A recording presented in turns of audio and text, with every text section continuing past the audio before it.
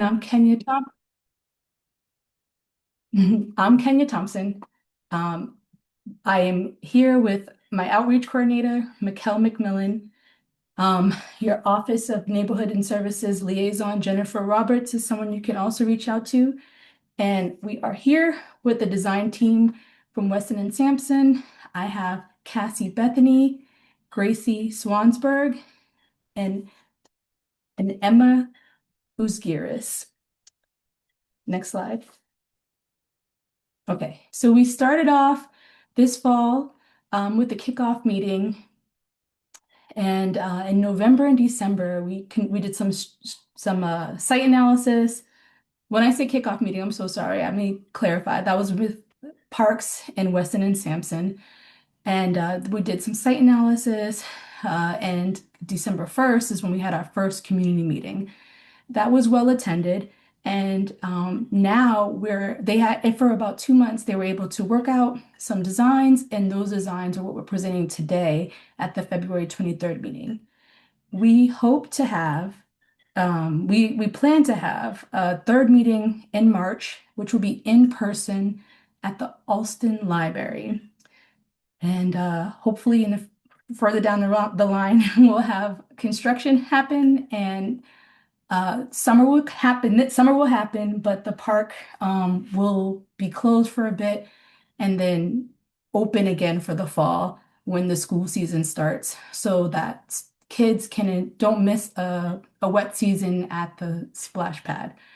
And I'll hand it over to Cassie for our next couple of slides.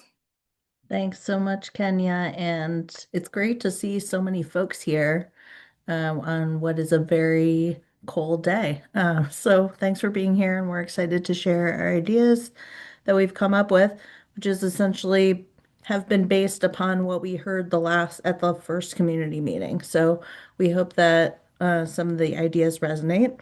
We'll share three concepts, as Kenya mentioned, and then we'll come back in person for our third community meeting where we'll take the parts and pieces that you liked from these three concepts and bring them together into one preferred plan that we hope will be well received. And then we'll make any fine refinements from that. And then we'll move into construction documentation from there to be able to get into construction. So we are located, Roberts Playground is located off Cambridge Street in Lower Alston.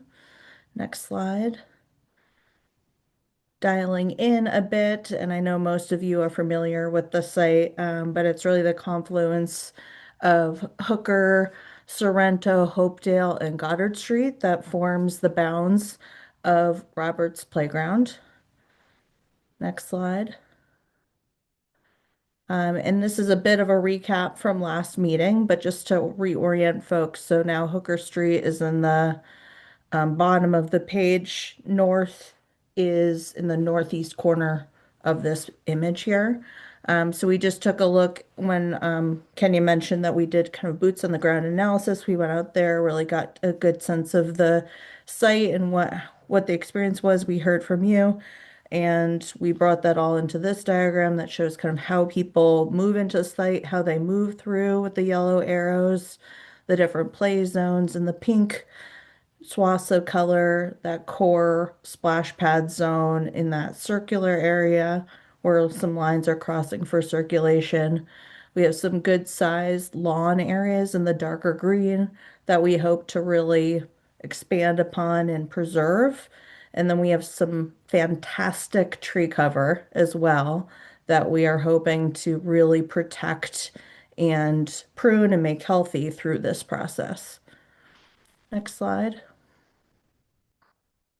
So taking a look at the topography, it is very subtle but interesting to note that the water moves from of our southeast corner, lower right corner of the site towards our upper left corner. So our northeast corner, that's our lowest point. And we are seeing some drainage challenges in that corner. And we heard last meeting from neighbors that they are seeing some drainage issues in that corner. So we hope to correct that through this improvement program for phase one. Next slide. And then at a high level, I'll just lead this off and then Gracie will take over. We did want to clarify that phase one is including those drainage and grading improvements that I just mentioned. It's really focused on the new splash pad, updating that splash pad, that core, pathways and entrance zones, a new plaza and seating area, new park amenities like seating, shade structures, trash receptacles, water fountains, and then tree maintenance, like I had mentioned, and some new plantings. Specifically, the phase one is not including either play area, so the 2 to 5 or the 5 to 12 year play area. And the goals of this project overall are really to protect and care for the existing tree canopy, fix those drainage issues, and upgrade the splash pad. Next slide. So I'll pass it to Gracie to keep to go through exactly what we heard in the last meeting to recap and then get into the concepts. Thanks, Cassie. Good evening, everyone. I'm excited that we've gotten such a big turnout. So like Cassie said, I'm just going to give a quick summary of what we heard last time. We tried to pick some of the most talked about items or topics during the last meeting and summarize them here. And so I'll just walk through those quickly. So to start off, the splash pad we know is a beloved neighborhood amenity, and of course a priority in this next phase of work. And so what we're going to be hoping to do is upgrade that design and potentially expand it, adding things like cooling stations or other types of water features. We also heard that the community hopes to make the entrances a little bit clearer and more accessible. There's 4 different entrances to the site, and they don't all feel maybe as welcoming as they could. So we're going to try to add some more clear signage, and potentially some materials that sort of align the experience at those 4 different entryways. We also heard that people were hoping for more seating, and so we started to think about things like picnic tables or gathering spaces, and cafe or game tables. Next slide. Of course, we've heard that the trees are a really great amenity, and very beloved by the community. So protecting those trees is definitely central to our design concepts. We're also hoping to include some nature-inspired elements that the community was excited about. So things like granite blocks or boulders throughout the site that feel like a natural seating element. We heard that keeping the park family and kid friendly is really important to you guys. So we want to make sure that we're including inclusive amenities, things like water fountains or bottle fillers that make it easy for you to stay here longer on hot days.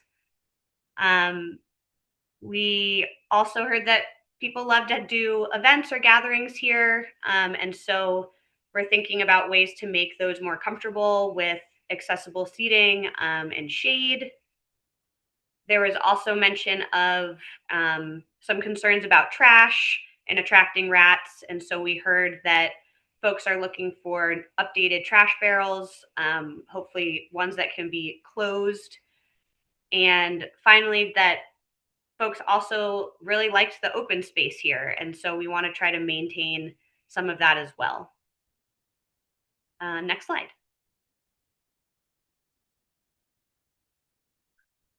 And then we just wanted to highlight the entryway improvements that I already mentioned on this slide. We're really, we're in the conceptual phase. We're thinking about the best way to really highlight those different entrances. And so we would love to hear more about that from you.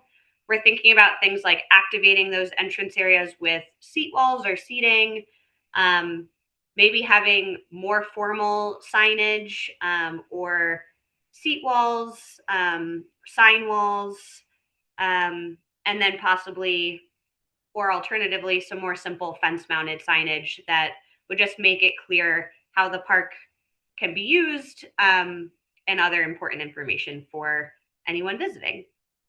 So we would love to hear your thoughts on that when we come back to the discussion. Next slide.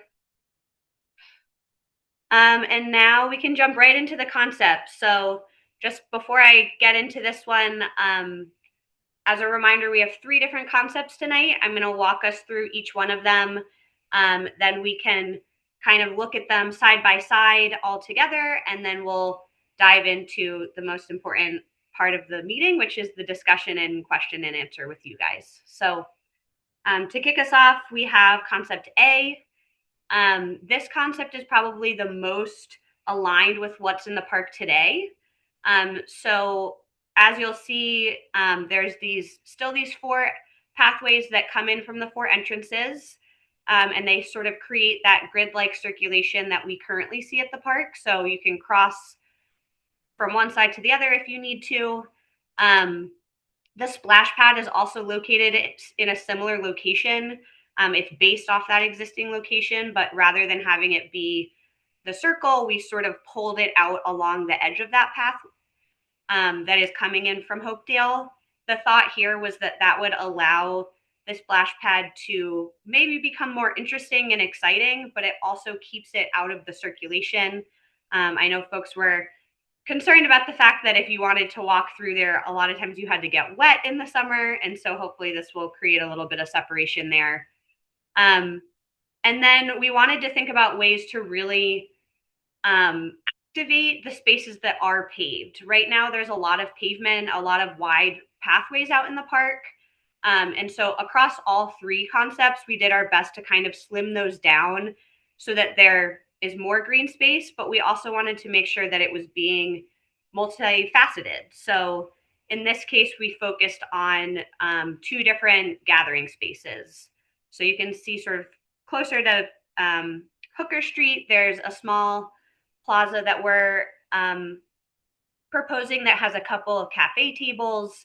It could also have some ornamental trees planted here, which would create sort of a nice pop of color, something to really draw you into that central space. And then on the other side of that circulation intersection, we have another small plaza space that has some picnic tables with umbrellas that could encourage larger gatherings as well.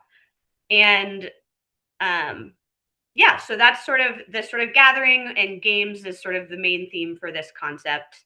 And just as a reminder, as Cassie mentioned, the play spaces are going to be happening. Updates to that will be in a later phase. And so that's why we're showing them here just as the sort of blank space, because those will just remain as is. Next slide.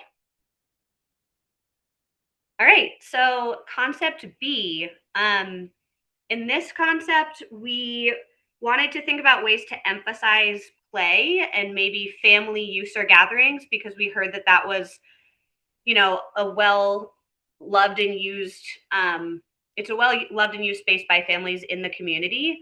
And so in this concept, we've actually created a loop path that goes more around the perimeter of the site, and tried to think about ways to really emphasize play at the center of the site. So you still have those 2 separated playground spaces, but now there's more of a connecting sort of circulation route between them.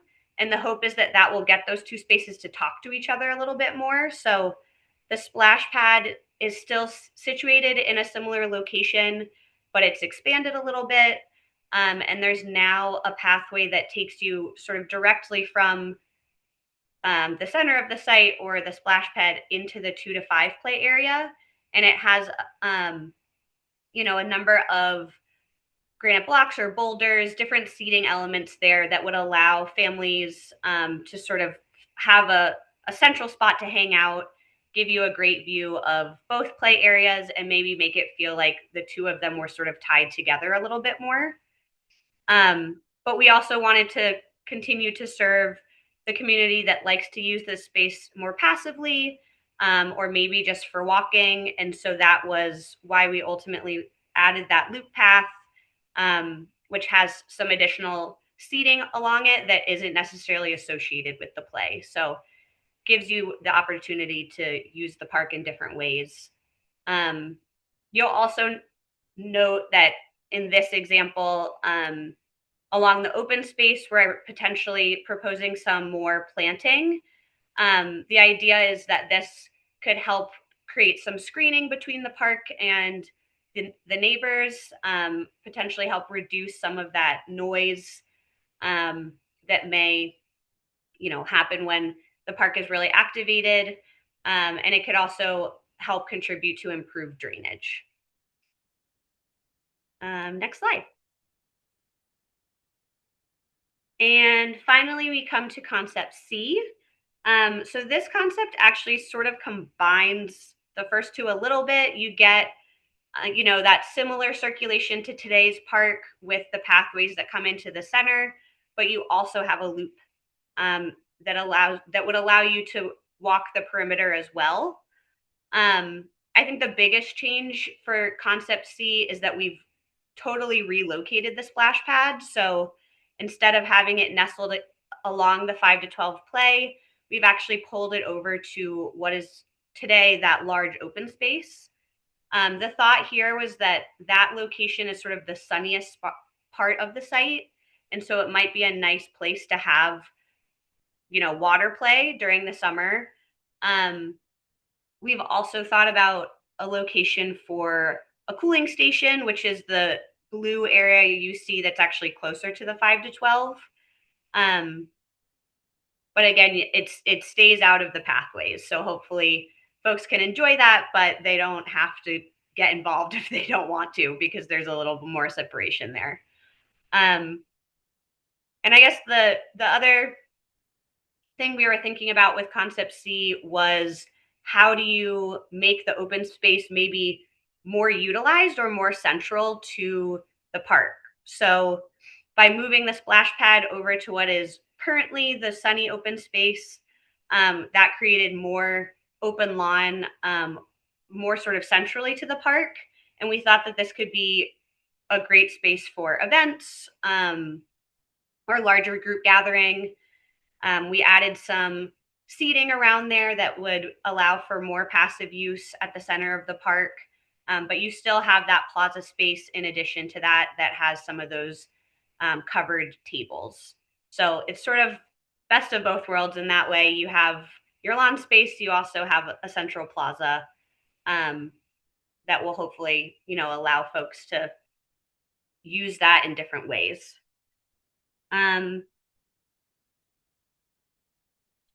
Yeah, I guess one note too, I didn't speak a lot about stormwater. So we haven't necessarily designed the stormwater improvements yet, just because we need to have a better sense of how you would like the rest of the park to be laid out.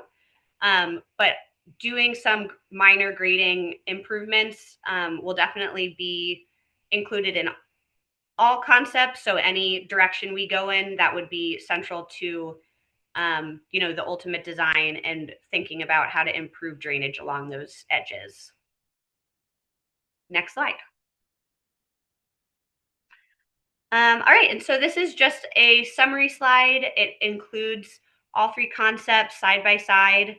I know it's a little bit hard to see the images, but we tried our best to sort of list out the main points below each one, and allow you to compare them a little bit better. And I guess I can hit those really quickly. So as you know, there will be a splash pad in all three concepts. That's super important to these improvements. But it'll potentially look a little bit differently depending on where it's located. There is new seating and tables that is proposed across all three, as well as shade structures. And so in addition to that beautiful canopy that's out there, we're also thinking about things like umbrellas. And you'll get a little bit of a different circulation depending on which concept we land on. So something more aligned with today's park, or perhaps something that pushes that loop around to the edge, creating a little bit more passive use. for folks who are interested in that. Yeah, I think that covers it. So next slide. All right, so we're at the discussion portion of the meeting. So I'm going to hand this back to Kenya. But if we need to jump back to any of those concepts as we discussed, we can definitely do that. Thank you. Thank you, Gracie. Yes, so now I do see comments. I do want to open this up for discussion. I will also share that this presentation will be posted online, so you can always review at your own leisure. And we'll have a survey, which I'll send out later on to give if you want to just take a little bit more time to think about your thoughts and write back to us. So um, to guide though, we have a couple of questions. Which design concept is your favorite? We asked for a why because that helps us better understand like your thought process, because sometimes we can be a little vague and this helps us pull out a little bit more. Which elements would be most exciting to see at Robert's Playground? This can be anything from mortar features to seating. And are there any park elements that you think we've missed? I will quickly address a comment in the chat. When would the park be closed? The park will not, construction is not expected to happen until fall of, not until, it won't happen until after uh, Labor Day 2026. So the specific dates I do not have. We don't have that yet, but when we are closer to finding out, that will be shared with the community. Okay, thank you. So I will ask Mikkel if you can help me out from here on. Yes, so the first hand, Marlene. Hi. Hi, yeah, I just want to talk about something that was a big issue at the last meeting and it's not mentioned here this time. The dog park.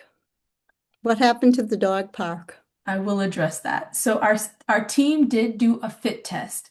A fit test means we think about the parameters for having a dog park that will be comfortable. So there are rules where you have to have 100-foot setback from a residential area. Doing that alone centers a possible dog park more in the center of the site. And the center of we also have to think about trees. So we're not allowed to necessarily just remove trees to prepare for the dog park. So we just had some constraints that didn't allow us to configure something that would be comfortable for people to put their dogs in. We did do the test. We didn't show the concept because it just didn't make sense. Not that it didn't make sense. I take it. We just thought it wouldn't necessarily help. It would just distract from the other concepts. But we did incorporate a loop to make sure that people can bring their pets to exercise and move around that loop more to be more inclusive. So Marlene, it may not be exactly what you want, but that's what we can Well, it's provide not for me because now. I don't even own a dog, but everyone else, I swear to Well, God, in this neighborhood does. And the thing is, the yes. reason why we wanted a dog park is because you don't know how many people bring their dog into the tot place, Mm. let their dogs off the leash, and the dogs pee and poop and they just leave it there. And then you got little kids going in there touching things, and No, it's really unhealthy. And I think I'd rather see them, sorry, pee on the tree than pee on a little kid's swing or equipment. Just my 2 cents. no, absolutely.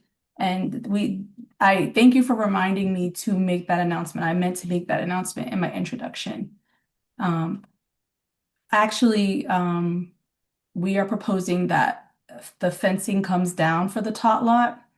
Our concepts were for our two play areas to integrate a little bit more. We added more seating so that parents can watch their children. We made sure some of the entrances are a little bit more enclosed so that children aren't just running off. So we hope that users who have dogs no longer have a place to just let their dog be trapped in a way or just enclosed with children who are not going to necessarily be responsible and pick up their their dog's waste. So that's the best that I have for now.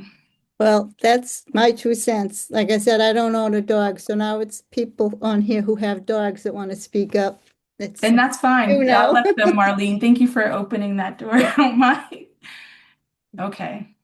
Did you have any other questions, Marlene? Is there anything else you want? Like, Yeah, how do I get my hand to get off there? okay, we'll take it down. Okay, thank you. You're all Yes. set, no worries. Acacia? Yeah, hi.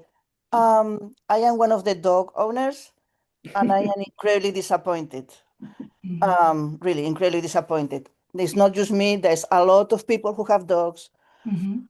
and we all, advocate for that like many, many times.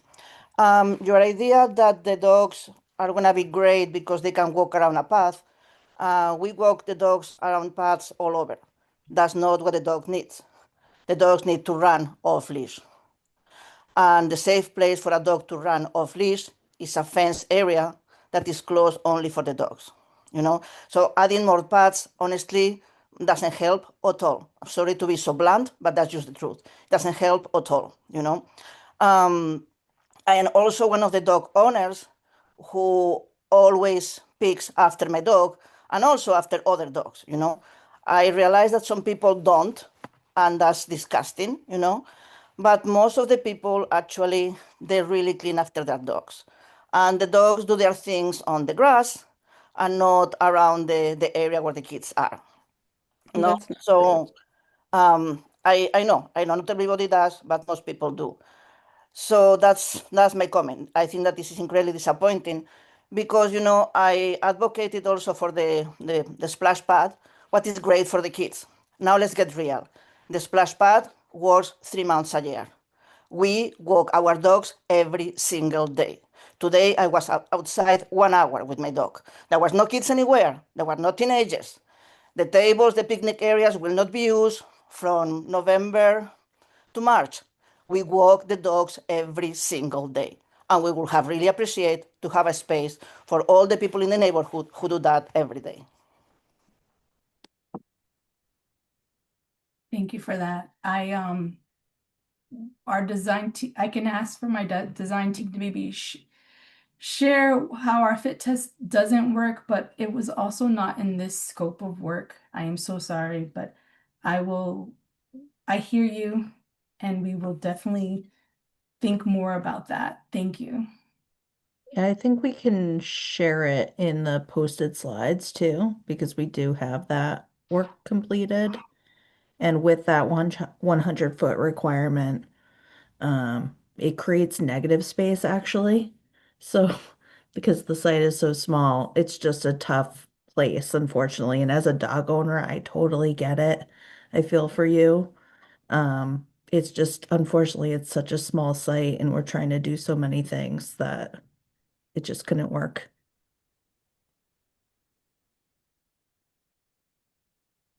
Okay. I have a question in the comments from Ella. Is there any plans to increase the lighting in the park? I noticed that it gets dark, dangerous at night. There are no plans to increase lighting in the park. Similar to the dog park, it's not in this scope of work for this renovation. Um, that's the best answer I have for you right now. Aren't parks dawn to dusk typically, Kenya? They are dawn to dusk. So that is, I agree. And also, if there were courts here, that's another reason to incorporate lighting.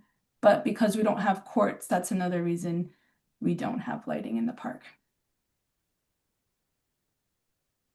If I may comment on that too, this park is not just a park. I mean, it's an area that connects the neighborhood. And many people take the 66 bus and they live in Winston, they live in Seattle, and they cross to the park to go home in the evening.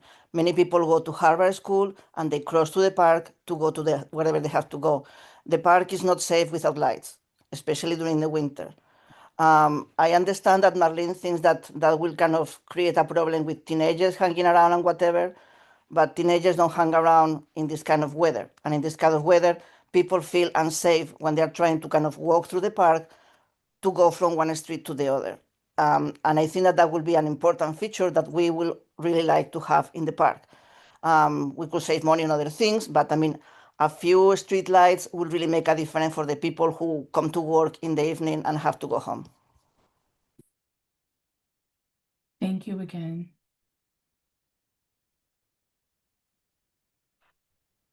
We also have so I'm gonna go back to the comments real quick. Ellie agreed. I agreed. She agreed with the statement, and then we also have Renee next. Hi, I'm Renee Anzaldi. Kenya, I've spoken to you on email, so it's nice to meet you in person. I am a longtime Alston resident. I was a kid who went to Hooker Park, and I have kids now who go to Hooker Park. It is right at the it's right at the end of our street, and we absolutely love this park because of the fact that there's great shading, it's quiet, it does connect to other streets. Also, I did hear some of the things that you guys were saying, and a few concerns we had. Was the fact that I don't know what these boulders are, but it doesn't sound like a great idea. With I have a 1.5-year-old and a 5-year-old. Um, there's also a lot of other kids in the neighborhood, young ages. When I heard that the tot lot is not going to be fenced in, that seems very concerning to me as well, because again, it's nice to have the fenced in area to make sure that the kids don't run out of the park, because there are 4 different ins and outs of the playground, which makes the park unique. Unique. It's quiet. It's literally my favorite park, and my kids love it. I'm also concerned, as I did mention to Kenya before in my emails, about losing our swings. We love our swings. The sprinkler park is the best part. We do have a lot of dogs in our neighborhood, so I do agree there should be some kind of an area for dogs. Um, Also, too, I do love the idea of the perimeter loop path, because my aunt's on the Zoom with me too. We have young kids. We walk the strollers a lot. These are all, great ideas. I mean, honestly, the concepts look awesome. So it'd just be interesting to see kind of what comes next. But again, just kind of keeping the culture of Hooker Park. I know it's not called Hooker Park. I'm sorry. I'm just used to that. I know it's called Roberts Park, but it's just, being from around here. But just kind of keeping some of the history of the park would be nice. I mean, like my girls love the sprinklers, again, the swings. Having a tot lot, is nice to have as well. So, thank you. I just wanted to say a couple words about that. Thanks, Renee. I want to just put a T on the fencing thing. I think there's a bit of redundancy that happens with the fencing right now, because the whole park is fenced, and then we can fence and have gates at all the entrances. So when you think about kind of the fencing local to the 2 to 5, and then fencing for the whole area, which is not that large at the end of the day, I think you'll still feel like your kids are within a confined space that you can grab them if there's an issue. So So there's going to be gates at each street. Is that right? Like yeah, they'll have gates there to close, because yeah, so they used to, it and would then be, yeah. yeah, it would be a fully enclosed park space at the end. Okay. But So there's not going to be any sort of gating around. Okay, so please, there's not going to be any gating around the 2 to 5 area. That's you guys are getting rid of that. we're thinking of eliminating that so that we can open up the play and have them connect more and have it be more of an open play area. Okay. Yeah, I don't know how other families would feel about that, but if it's a tot lot for 2 to 5, I'm also a preschool teacher, and one of our biggest things is a fenced-in area. It's extremely helpful for the little ones. So I don't know if that goes into play, but my vote would be no on that. But that's just me as a neighbor. It Yeah. just it's just tough with the kids. Like it's easier to have them in an enclosed area that you can. It's the park is. I know you're saying it's small, but it is kind of big. Like there's a bunch of different entrances, and people don't all close the gates, all 4 of those gates. So it would be nice to have some sort of an area where the kids could be enclosed in. And I do agree that if there is a dog park area as well, that should be closed in as well for dogs to be able to run around safely. But again, that's just my opinion. I don't know if we go into a voting situation or whatnot, but No, it's that's huge. Thank you. great feedback. I think too on boulders, that's another thing that perhaps we can show some examples next time we meet. Yes, that'd be great. Um, Thank you. Just because the we've idea of it, I'll be honest. If you use the example of Smith Park, like they made a huge mistake at their tot lot. The whole park itself is amazing, but there's a lot of bad moves on it. They put these huge boulders in the middle of the park, and they have these holes in the middle, and kids can literally put their heads through the holes. I don't know what the reason was that. They also put wood chips in the park, and wood chips are the absolute worst thing for a park. They never stay in one place, and kids eat them. They put them in their mouths. They literally bring them all around the park. It's Yeah. I don't understand the point of those anymore. I feel like they're outdated. Mhm. I mean, I'm just using Hookah Park as an example. They did the spider web thing and they did all these hills, and it used to be a park that like had swings. It had areas where people could climb. We need to make sure that our areas, like I know that my father lives here, my aunt lives here. We have grandmothers and grandfathers. We need to make sure that they're able to climb up a structure and get a kid down if they need to. Or if a kid with a disability needs to climb a structure, they need to be able to climb it. A lot of these like new spiderwebs designs and whatnot, like it's very difficult for a parent or a grandparent to get up there, or a kid with God forbid a disability, or Mhm. some kind of impairment where they cannot get up a structure. So I just want to make sure that I know that that's again real far ahead. But we're just Mhm. thinking, I know that's kind of the new thing, and I know Smith Park is, I believe, I don't even know if Smith Park is Boston Parks or if it's Harvard. But Mhm. that was one that was like a disappointment, for a lot Mhm. of us. So, all right, thank you. Thank you. And Yeah, then the if, chat. yeah, if I may, I completely agree with Renee. I think that the every single school that you can visit, the kindergarten area is fenced, and it's a safety thing. It's not just to kind of like keep an eye on the kids. It's to make sure that all their kids who are running with skates, with the snow, with bikes and whatever are not running into the little kids. I mean, parents can keep an eye on them, but still, they cannot keep an eye on every single kid running through the park and bumping into the little ones. So I think that the area for the little ones should be fenced. Thank you. And then going back to the chat, we have Courtney, whose question was was utilization analyzed for how many kids use the park?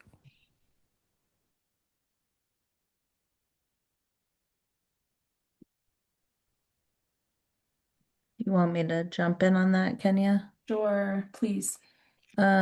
So we we spent time at the park and observed how people are using and moving through the park. And our first kind of site analysis and observation phase of the work, and that's what we brought in the last meeting and heard from you all. Um, Beyond kind of our own observations and what we heard from your experiences, that's what we collected to present. These informed the basis of these concepts that you're seeing today. But beyond that, like doing um, pedestrian counts through counters or things like that, um, that was not included in this work. Hopefully that Thank you for answers the your question. explanation. Yes, Yep. I'm also one of the pet parents, and so I was just curious, seeing that there isn't a dedicated space, um, just how the revisions and proposed designs were, um, like what the thought process was there. But thank you for the information. I appreciate it. Mhm. Marlene? Oh, I just wanted to say I agree with the fence around the tot lot. But a few other things I do want to say why we need a dog park. And as Stacy, I know you say everyone picks up after the dogs, but I have been in that tot lot and people have brought their dogs in there and I have actually seen the dogs lift up their leg and pee on the stuff. So it does happen. And I do think a designated dog park would eliminate that problem. And as far as the lights in the park go, I lived in my house on Hopedale Street my whole life. And I remember when there used to be lights on in the park, and it did attract gangs actually down there. And they would be there all night long. And it was really awful. And it took a long time. They finally got rid of those lights. So I am totally against lights in the park. There are other ways to go around the park when it's dark out. You can go down Cambridge or Hopedale, or you can go down North Harvard in Seattle. But I think lights in the park is definitely not a good idea. For the quiet, it would destroy the quietness of the neighborhood at nighttime. Just my opinion. Thank you. And then going back to the chat from Ellie, also gates on every entrance would limit biking and walking accessibility through the park. Thank you, Eli. Andy? Hello. Yes, in terms of your question about which concepts you like, I like best, I'd say both B and C seem most appealing to me, with maybe like a with maybe a little. I have a little preference for C. I like the idea of a better gathering space. So I think, both of them have that, but I think C is maybe a little stronger there. So yeah, I really like that. And I also like the fact that maybe some additional plantings for a buffer would be awesome. So thank you. Thank you, Andy.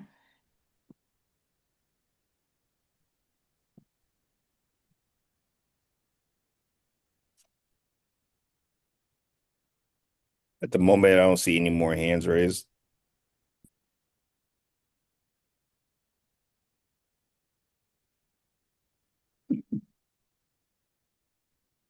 Where do I go? Marlene? I'm sorry. But No, don't if I had to apologize. pick, I would pick A. I like A. Okay.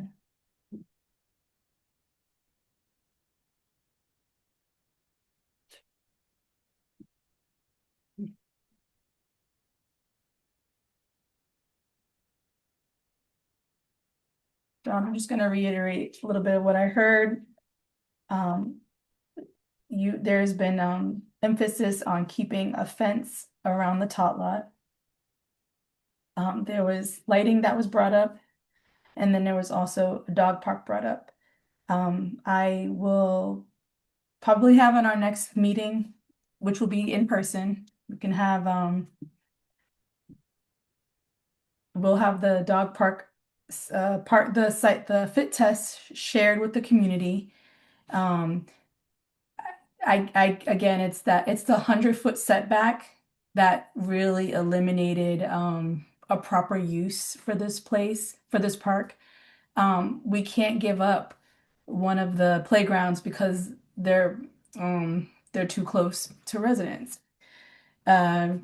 In the center also just isn't a good, again, there's all these reasons. I'm so sorry. But I just wanted to let you know we will be listening to, we will be including more. We're going to have a survey. We have check-in in a month to present final concepts. Please participate. Please do the online survey. Please email me with questions or not, or precise comments that could help us out. And we'll be meeting at the Alston Library, only around the corner from the playground. Bring everyone you like. And it should be hopefully better weather. I know March Madness, anything can happen. If there is something similar to a snowstorm, we'll figure something out. I probably will start looking for some hold dates. But thank you. We really appreciate your input. We value this park. We want to only make it the best for what the community also wants. And you're always welcome to contact me and we will figure it out and always present. This will be going up shortly this week, this presentation, and we will see you in a month's time. Okay. Thank you so much. Thank you. Thank you. Thank you. Thank you so much.